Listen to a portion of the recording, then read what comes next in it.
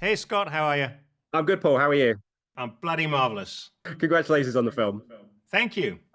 I watched it this afternoon, and having read a little bit about it beforehand, I know this is a film that you've been trying to get off the ground for a while. There was some stops and there was some starts. So I just wanted to begin by saying what was the kind of catalyst to finally get the green light to go ahead. Well, I am, I've been passionate to make the movie ever since I read George R. R. Martin's short story. I felt it was really powerful. It's really spoke to me.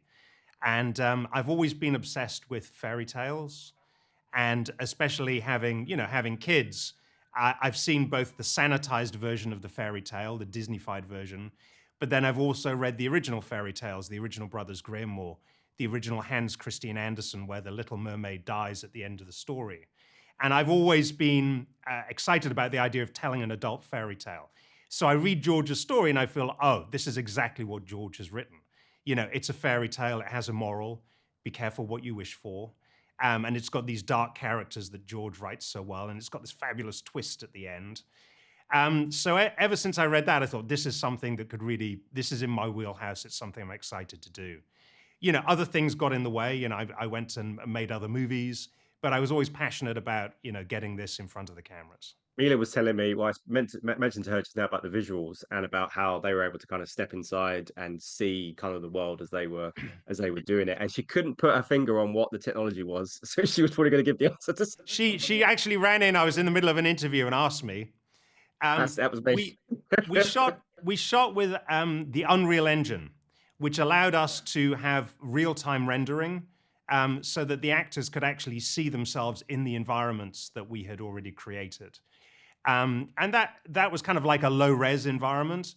And then we imported the Unreal Engine into the traditional visual effects pipeline and then finished it that way. But it meant that the actors weren't kind of stranded in front of a blue screen. They could actually feel immersed in the world that we were creating.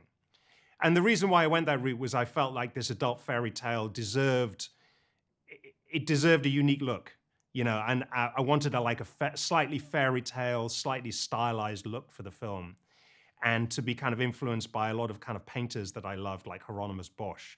I always referred to it as the graphic novel that Hieronymus Bosch never wrote.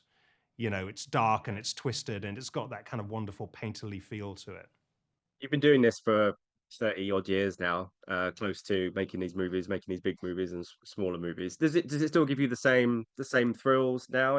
Does, with the technology becoming more advanced and everything like you said? Absolutely. I mean, I love making movies, but I feel like in terms of technology, if there's a reason to do it, I always like pushing the boundaries. That's what I enjoyed about 3D.